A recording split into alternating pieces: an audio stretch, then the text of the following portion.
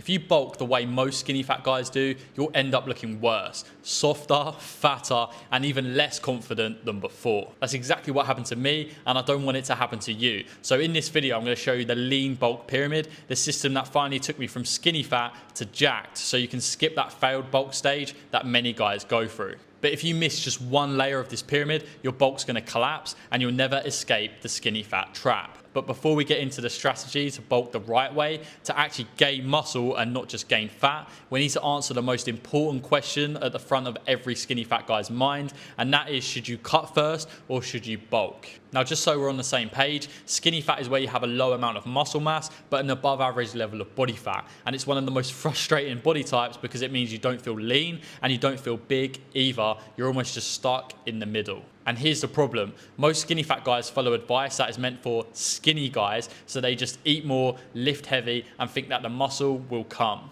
But after a period of time, the skinny fat guy doesn't end up looking jacked. You just end up looking like how I did, where I was just softer, had a bigger waist, and I had no definition, and sort of looked like a bloated water buffalo. In other words, you were just completely doomed from the start unless you take a different approach. That's why you can't just follow normal bulking advice. Skinny fat requires a different strategy, and before we even touch the lean bulk pyramid, you need to know if you're even ready to bulk in the first place. Here's the simple rule. If you're visibly carrying extra fat and you're sitting at around 16% body fat or higher, you need to do a short mini cut first. If you're leaner than that, then you can go straight into a lean bulk. And if you're not sure on how long it takes to mini cut or lean bulk, I've built a free tool called the Time to Six Pack Calculator, and it shows you exactly how long it will take you to reach your goal from where you're at now. So the link's in the description below. Layer 1 of the lean bulk pyramid is nutrition.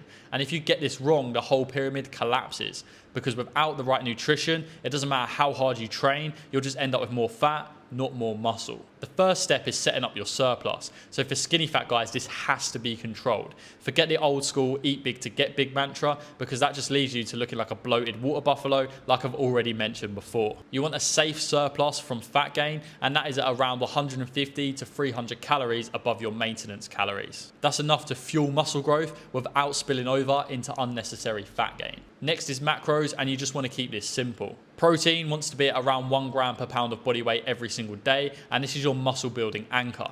Fat wants to be at around 0.3 grams per pound of body weight a day, and this keeps your hormones healthy. And then the rest of your calories, you're just going to fill it in with carbs or even a bit more fats. It's up to you, but carbs are great for performance in the gym. Don't overthink it. Protein builds muscle, carbs fuel your training, and fat keeps your hormones stable. Everything else is flexible, so you don't need to stress about eating the perfect diet every single day. Now, calories aren't just calories. You can't just bulk on pure junk food. Most of your diet should come from whole foods, lean meats, rice, potatoes, fish, fruits, vegetables. This keeps your appetite under control, your insulin sensitivity sharp, and your physique looking good. But here's the key. Don't be so strict on yourself that you burn out. You need to think of 80-20. So 80% clean foods and 20% flexibility. That's how you stick to your bulk long term. Finally, you need to track your progress, and that's not just with the scale. If you only watch your body weight, you won't know if you're gaining muscle or you're just gaining fat.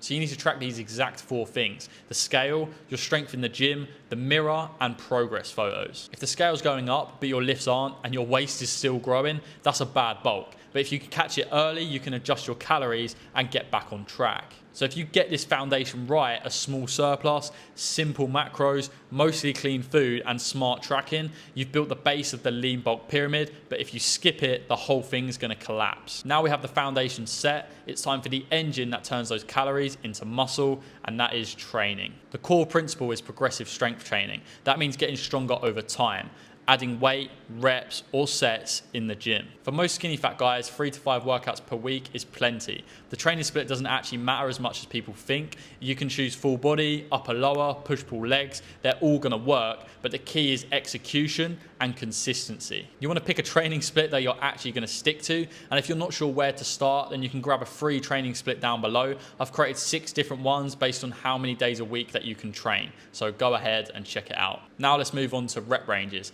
Now the sweet spot for muscle growth is around 6 to 12 reps, but here's the truth. High reps, so around 15 to 20, they work well, and also 4 to 6 reps, they have their place as well. What really matters is progressive overload, so adding more weight to your lifts over time, not sticking to a magic number like 3x12. Don't fall for that trap. You need to train in different ranges, but always push yourself to do a little more than last time. Because if you're not progressing in the gym, your bulk is just fat gain. That means you need to train hard enough, so every set should be close to failure with standardized form. So that means no half reps, no ego lifting, pushing yourself safely and actually tracking your lifts. If your strength is going up, then your bulk is working. And if you don't have access to a full gym, then don't panic, because dumbbells, resistance bands, and calisthenics can all build muscle. You just need to focus on the principles of progression. So whether that's push-up variations, weighted dips, or adding resistance to rows and presses, the principles still stay the same. So train hard to failure, get stronger over time, and that's how you're going to build more muscle. So that's layer 2 of the lean bulk pyramid: progressive strength training, varied rep ranges, training close to failure, and adapting if you don't have a gym. This is the engine that turns those calories into muscle. But there's one more layer that most guys ignore, and it's the reason their bulk fails. So let's talk about recovery and tracking. Muscle isn't built in the gym, it's built when you recover. So if you're not sleeping 7 to 8 hours a night as a minimum, you're leaving gains on the table.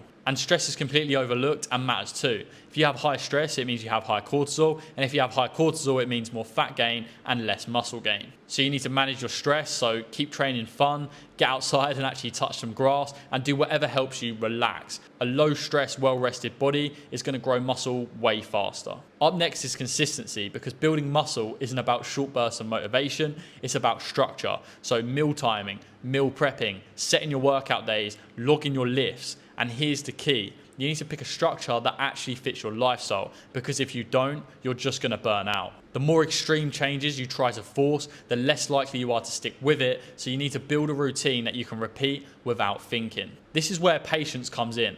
A proper lean bulk takes around 3 to 6 months before you really see any noticeable changes.